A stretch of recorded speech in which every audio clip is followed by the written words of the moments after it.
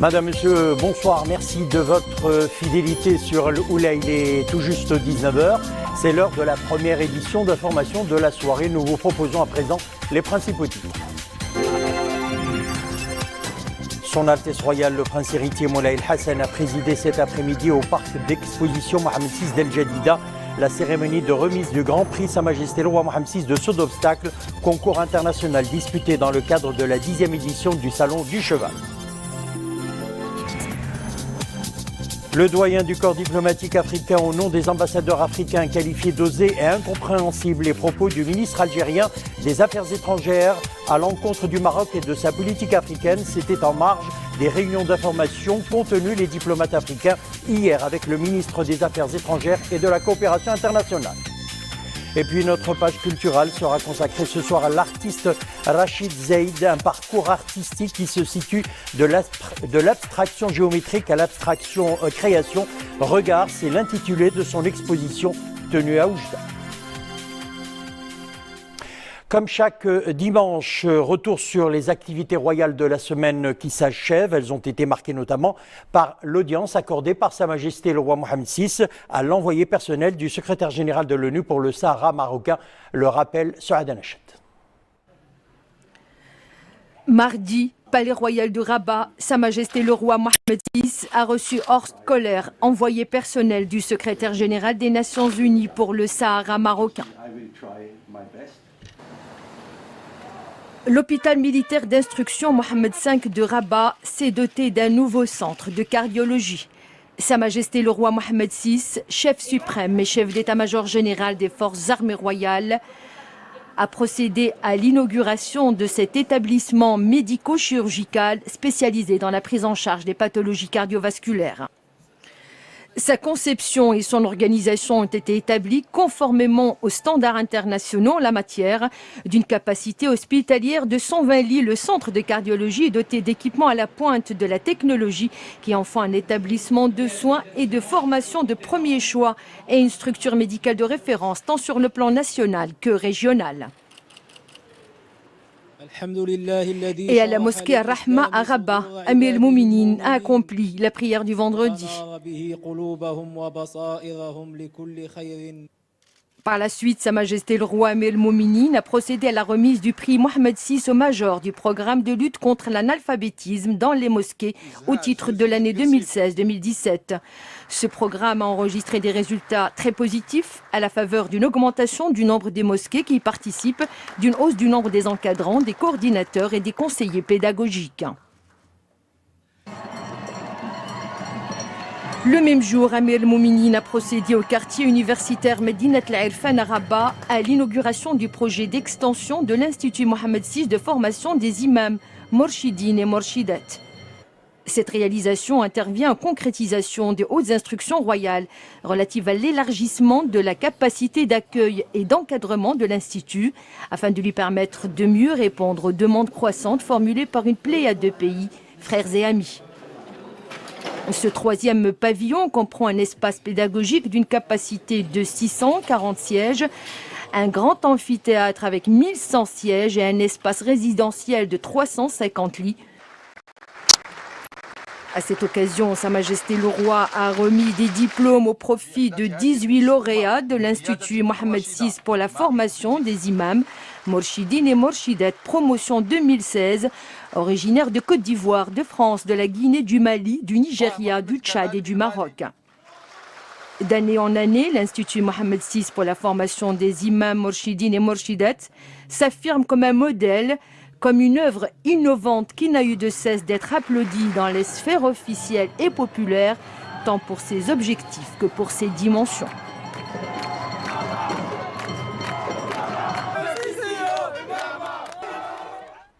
Nous l'annoncions en titre, Son Altesse Royale le Prince héritier Moulay El Hassan a présidé cet après-midi au parc d'exposition Mohamed VI d'El Jadida la cérémonie de remise du Grand Prix Mohamed VI de saut d'obstacle comptant pour la 3e et dernière étape du 8e Morocco Royal Tour, un concours international de 4 jours disputé dans le cadre de la 10e édition du Salon du Cheval organisé sous le haut patronage de Sa Majesté le Roi Mohamed VI. Les développements, on retrouve sur Adanachet.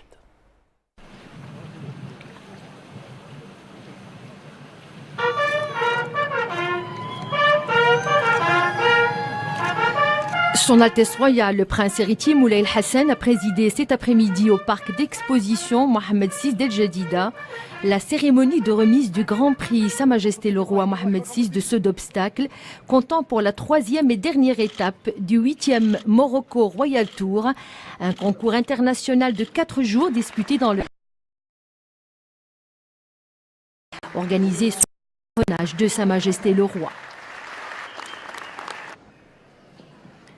Après un parcours sans faute, c'est la cavalière belge Virginie Thonon qui a remporté le Grand Prix de Sa Majesté le Roi de saut d'obstacles, épreuve de 1,60 m inscrite dans le calendrier de la World Cup Arab League et comptant pour la 8e édition du Morocco Royal Tour. Thonon, sur high-tech vie de Septon, s'est imposé au terme de cette épreuve disputée en 2 manches avec un parcours sans faute de 40,73. La Belge de 37 ans succède au palmarès du Grand Prix au Jordanien Ibrahim Hani Bichara sur BOIZ, titré l'an passé et vainqueur cette année du Grand Prix, feu Son Altesse Royale la princesse Lal Amina à l'étape de Rabat du Morocco Royal Tour.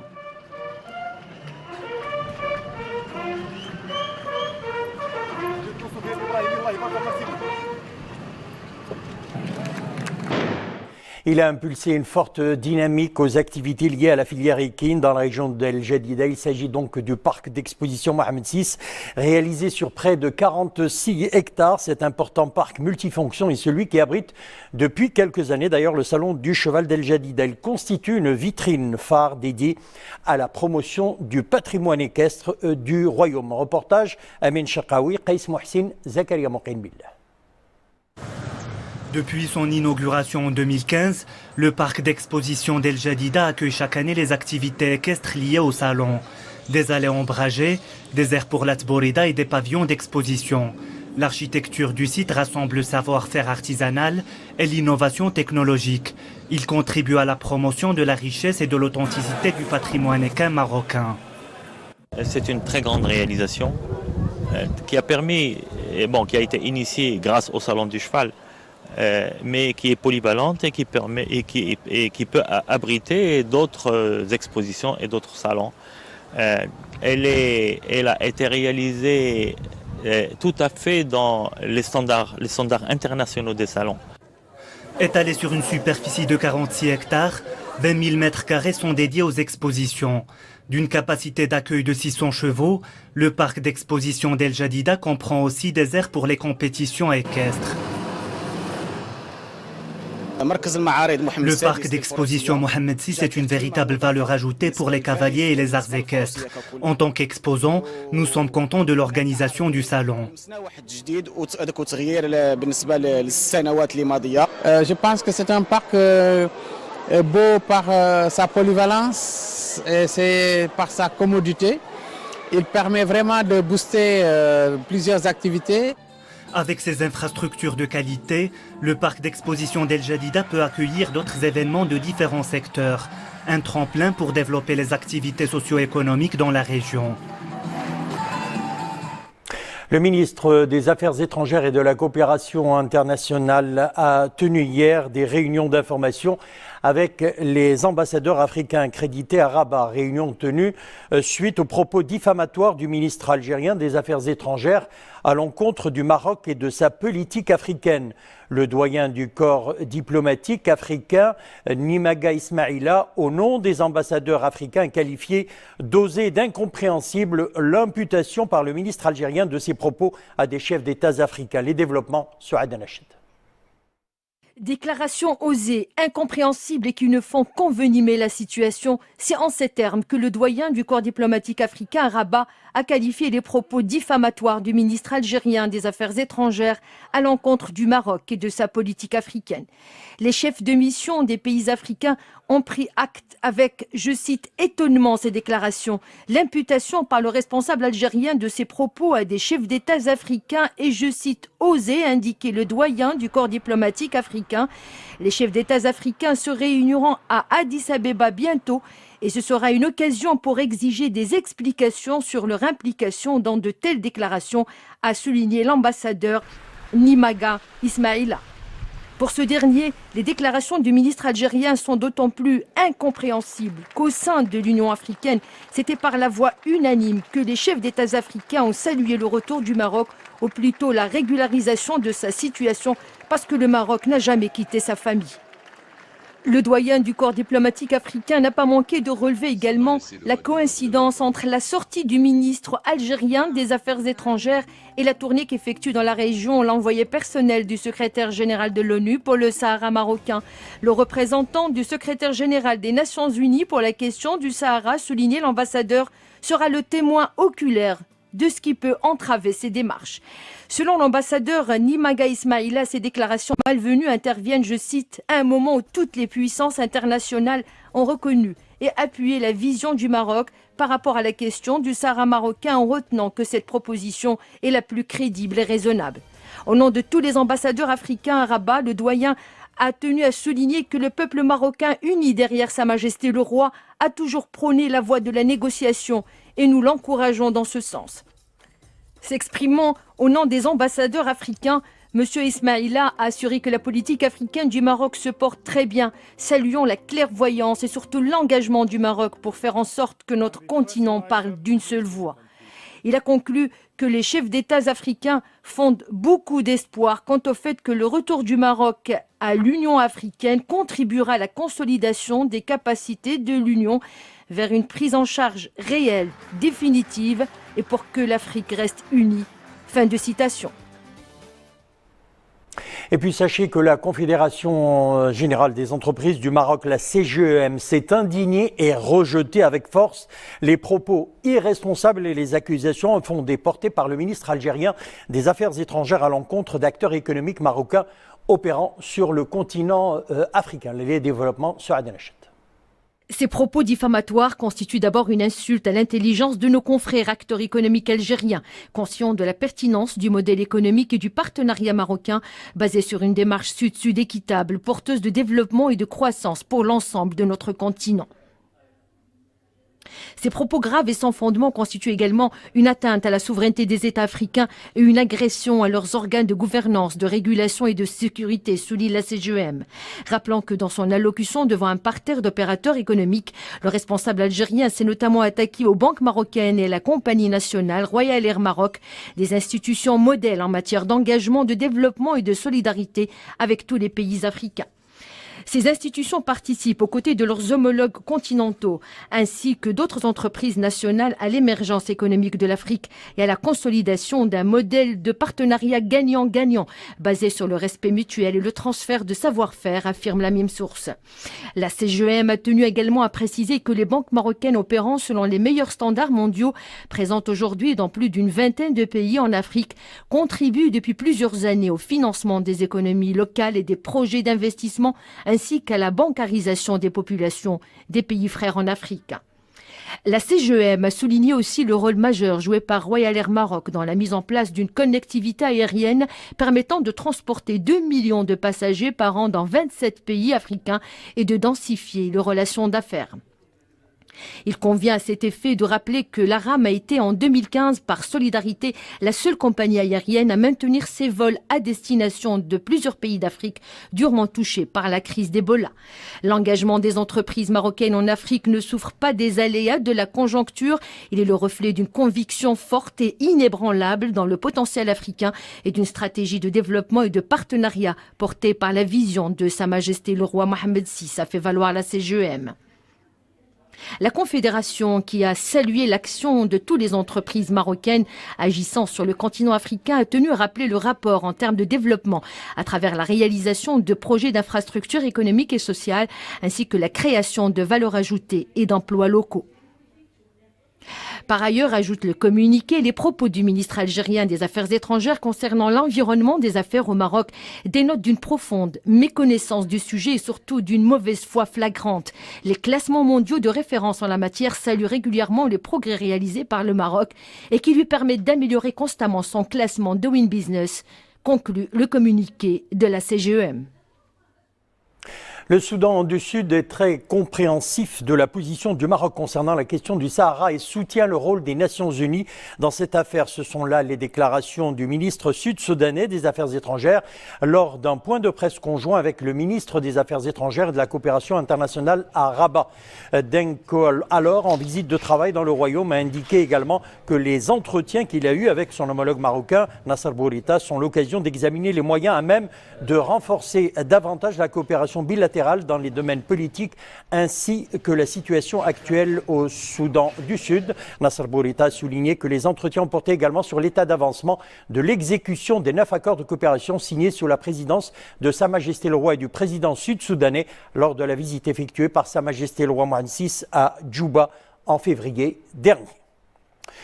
On passe à présent à l'actualité internationale. En Espagne, l'article 155 de la Constitution pourrait être utilisé par Madrid contre la Catalogne. Il permet de suspendre tout ou partie de l'autonomie d'une région si celle-ci viole ses obligations légales. Le chef du gouvernement espagnol, Mariano Rajoy, a indiqué que la procédure de suspension d'autonomie allait se poursuivre.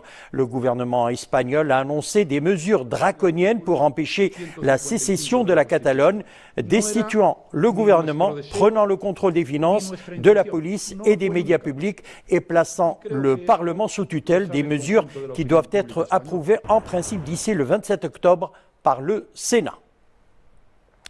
Et puis au dossier syrien, combattants kurdes et arabes se sont emparés ce dimanche de l'un des plus importants champs pétroliers du pays, situé dans la province de Deir ez-Zor, près de la frontière avec l'Irak. Le champ pétrolier rapporté aux terroristes entre 1,7 et 5,1 millions de dollars par mois. 2 offensives distinctes se déroulent actuellement dans la province de Deir ez-Zor pour reprendre aux combattants terroristes de l'État islamique les territoires encore sous leur contrôle. Et puis au Japon, législative, le Premier ministre conservateur Shinzo Abe remporte une large victoire aux législatives anticipées. Il gagne ainsi son pari d'obtenir un nouveau mandat à la tête de la 3e économie mondiale. La coalition formée par son parti, le Parti libéral-démocrate et le Parti Komeito, centre-droit, remporte 311 sièges sur les 465 de la Chambre basse, au pouvoir depuis fin 2012 à 63 ans. Shinzo Abe pourrait ainsi rester aux commandes jusqu'en 2021 et atteindre le record de longévité d'un Premier ministre japonais. Et puis aux États-Unis, le président américain Donald Trump autorise la publication prochaine de milliers de nouveaux documents sur l'assassinat de John Fitzgerald Kennedy, dont le maintien sous scellé pendant plus de 50 ans a alimenté de nombreuses théories du complot. Sous réserve de la réception de nouvelles informations, je vais autoriser en tant que président que le dossier JFK, longtemps bloqué et classé top secret, soit ouvert, a tweeté Donald Trump. Là, on passe au football. L'OAC en finale de la Ligue des champions d'Afrique. Vous l'avez vu, le match, vous avez vu le match hier. Les Wydadi ont surclassé l'équipe algérienne de l'USMA. 3 buts signés. Walid Karti à la 25e minute, devant un stade archi-comble. Ashraf Bencharqi à la 54e minute. Et à la fin de la partie, 92e minute, l'unique réalisation algérienne a été signée donc Ayoub Abdellaoui à la 76e minute, contraint de finir le match à 10 après l'expulsion d'Amin Atouchi à la 56e minute. Les Rouges et Blancs ont tenu bon malgré les assauts des adversaires. Les Rouges et Blancs auraient pu aggraver le score durant les toutes dernières minutes. Le WAC jouera la 3e finale de son histoire après celle de 92 où il avait été sacré et celle de 2011 qu'il a perdu face à l'Espérance de Tunis. Le WAC sera opposé en finale face au vainqueur de l'autre demi-finale qui met aux prises donc ce soir l'Égypte d'Égypte et l'Étoile sportive du Sahel de Tunisie. Et on passe à la météo à présent. Un temps toujours ensoleillé pour la journée de demain. 35 à 40 degrés sur l'extrême sud, 29 à 34 degrés sur les plaines nord et le centre. Des températures comprises entre 20 et 28 degrés sur les reliefs, les côtes et l'oriental. Et puis, pour les prévisions donc de demain, nuages bas denses sur l'ouest de la Méditerranée, formation brumeuse et nuages matinaux près des côtes et les plaines nord, mais également le centre. Plus de précisions dans le bulletin météo qui vous sera présenté juste après le JT de 21h.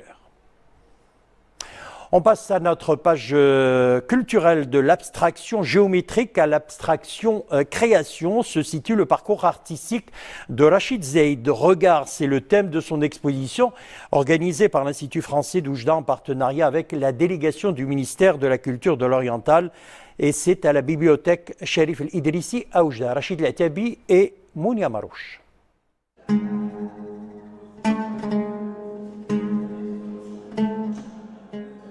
Une note de musique et d'autres instruments aux formes et aux sonorités variées résonnent et nous transportent dans l'univers de la musique. Le fer gagne ses lettres de noblesse grâce à l'artiste Rachid Zeid. Au gré de ses inspirations, il conçoit ses œuvres qui font partie de son quotidien. Je joue de la flûte, j'ai même suivi des cours de musique. C'est ma passion. En même temps, je suis spécialiste de la forge des métaux. Il est musicien avant tout, il est flûtiste et à travers ses œuvres, il a souhaité présenter un autre art qui est celui de la musique et mettre en valeur effectivement son savoir-faire de forgeron. Tout commence par un dessin et beaucoup d'imagination pour cet artisan rêveur ou artiste bricoleur. À ce métal plat et rigide, il donne une deuxième vie et une beauté singulière. Résultat, une œuvre de détail et de volume, une véritable prouesse artistique.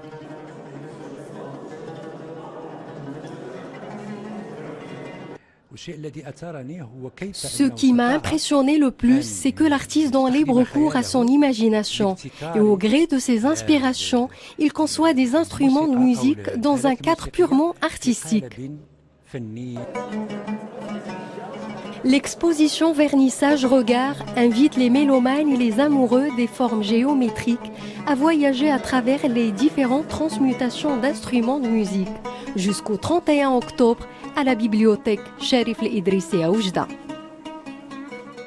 Retour au sport et à la rencontre qui oppose l'Ahli à l'Étoile sportive du Sahel. Je vous le disais, le WAC jouera probablement une des équipes en finale. Eh bien, ça sera certainement face à l'Ahli puisque l'équipe égyptienne mène 5 buts à 1 face à l'équipe tunisienne à 20 minutes de la fin de la partie. Voilà, c'est la fin de notre édition. Merci de l'avoir suivi. Le retour de l'info 21h. Une excellente soirée. À demain.